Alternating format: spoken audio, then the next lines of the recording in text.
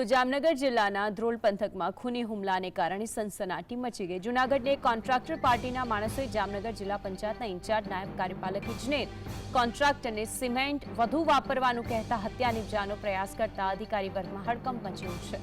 પોલીસે આ મુદ્દે હુમલો કરનારા આરોપીઓ વિરુદ્ધ ગુનો દાખલ કરી તપાસ હાથ ધરી। બ્રિજની મુલાકાત દરમિયાન આ ફરિયાદી અધિકારીએ ધ્યાન આવ્યું કે બ્રિજનું કામ યોગ્ય રીતે થયું નથી। આથી અધિકારી અમિત ઝાલા નામના શખ્સને બોલાવી અને કામમાં સિમેન્ટનું પ્રમાણ નિયમ મુજબ રાખવા અને સારું કામ કરવાની સૂચના આપી। કોન્ટ્રાક્ટર પાર્ટીને આ સારા કામની વાત પસંદ ન આવતા આરોપી અમિત નામના શખ્સે આ ફરિયાદી અધિકારીને બેફામ ગાળો આપી બોલાચાલી અને ઝપાઝપી કરી માર મારી। आज अंगे વધુ માહિતી માટે સંવાદદાતા અર્જુન જોડાઈ ગયા છે। અર્જુન, હવે તો કોન્ટ્રાક્ટરોને કંઈ કહી પણ ન શકાય। જો કંઈ કહેવામાં આવે તો પછી હત્યાની ઘટનાઓ બને છે, હુમલાની ઘટનાઓ બને છે।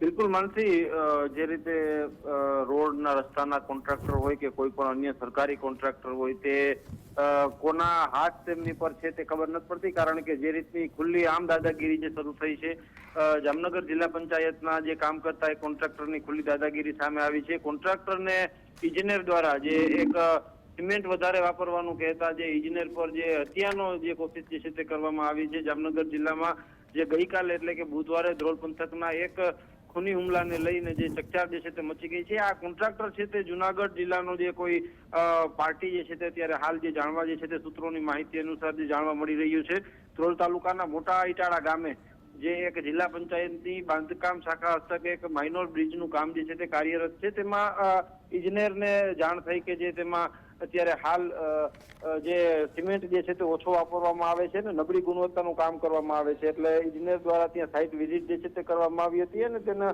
ફરજના ભાગરૂપે ત્યાં જઈ અને કોન્ટ્રાક્ટરને વધારે સિમેન્ટ વાપરવા માટે યોગ્ય સૂચનાઓ જે છે તે આપવામાં આવી હતી। પરંતુ કોન્ટ્રાક્ટર તેને મનમાં લાગી આવતા તે આ વાતને લઈને ઉશ્કેરાઈ અને 6 થી 7 શખ્સો વડે જે આ ઇજનેર પર જે છે તે ખૂની હુમલો કરવાની કોશિશ કરવામાં આવી છે। ધોકા પાઇપો વડે જે છે તેને મારવામાં આવ્યો છે। ત્યારબાદ જે ઇજનેર છે તે પોતાના બચાવમાં તે એક વિડીયો શરૂ કરી દે છે ને તે વિડીયો ત્યારે હાલ સોશિયલ મીડિયામાં જે છે તે ખૂબ વાયરલ થઈ રહ્યો છે।